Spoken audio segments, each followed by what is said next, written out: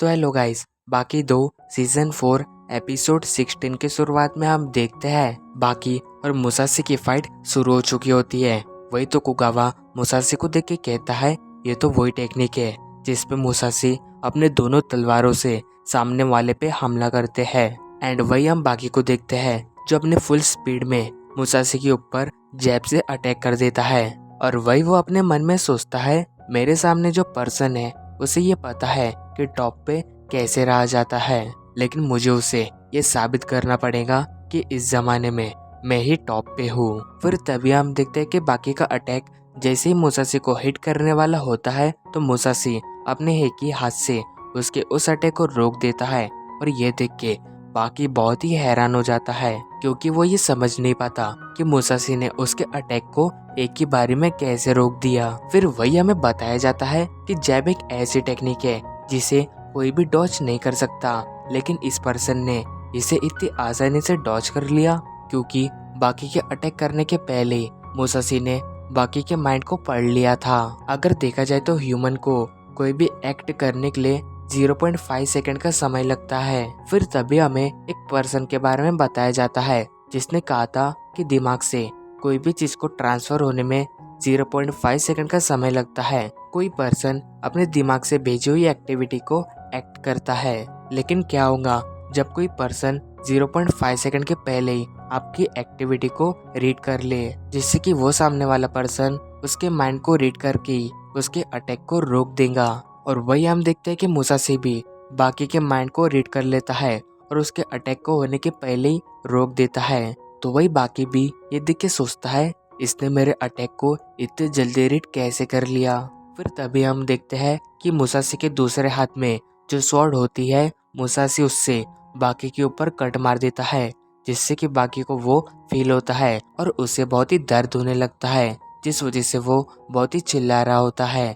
लेकिन तभी भी वो अपने दूसरे पंच से उसके ऊपर अटैक करता है। पर वही हम देखते हैं कि मुसाशी हवा में उड़ के अपने किक से उसके पंच को रोक देता है। पर वही उस पंच का फोर्स इतना होता है कि मुसाशी उड़ते हुए उस घर के ऊपर जाके बैठ जाता है। तो ये देख के मुसाशी कहता है क्या बात है लड़के, तुमने मेरी तलवार से कट खाने के बाद भी मुझ पे काउंटर अटैक किया। तुम्हारी इन स्किल्स को देख के लगता है कि मुझे तुमसे और लड़ना चाहिए, लेकिन तुमने मुझे निराश कर दिया। तो वही ये कहने के बाद मुसाशी वहां से भाग जाता है क्योंकि उसे टोक्यो शहर देखना होता है। फिर तभी हम देखते हैं कि मुसाशी से लड़ने के बाद बाकी की हालत बहुत ही बुरी हो जाती है, जिस वजह से वो वहीं पे ही गिर जाता है। फिर तभी से शिफ्ट होता है। हम देखते हैं कि मुसाशी टोक्यो की सड़कों पे अकेला घूम रहा होता है।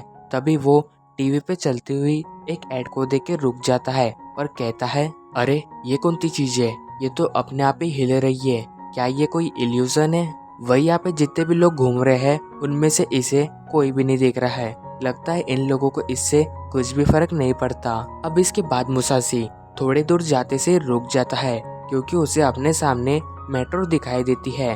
उसे देख के वो कहता है अरे ये कौन सी चीज है और ये इतनी तेज कैसे चल रही है और इसमें इतने सारे लोग कैसे सफर कर रहे हैं। लगता है 400 साल में सब कुछ बदल चुका है। मेरे सामने जो इतने बड़े बड़े घर है मैं तो इन्हें नाप भी नहीं सकता। और मैं ये जान के हैरान हूँ कि ये सब हम इंसानों ने ही बनाया है, लेकिन इन सब को बनाने के चक्कर में हमने आसपास की हरियाली को खो दिया है। लेकिन देखा जाए तो इस दुनिया में मेरे बराबरी का मुझे कोई भी अपोनेंट दिखाई नहीं दे रहा है। लगता है इन सब लोगों को लड़ाई करने में कुछ भी इंटरेस्ट नहीं होगा, लेकिन मुझे ऐसे लोगों को ढूंढना होगा जिसे लड़ाई करना पसंद हो और वो मुझे अपनी आखिरी सांस तक टक्कर दे सके। फिर तभी हम देखते कि मुसाशी चलते हुए एक बिल्डिंग के सामने खड़ा हो जाता है और हम देखते हैं कि उसके पैरों में चप्पलें भी नहीं होती है। फिर तभी दो ऑफिसर उसके पास आते हैं और उससे कहते हैं सर क्या आप खो गए हो, लेकिन मुझे माफ करना, आप प्राइवेट प्रॉपर्टी में आ चुके हो और अभी आपको मेरे साथ चलना पड़ेगा।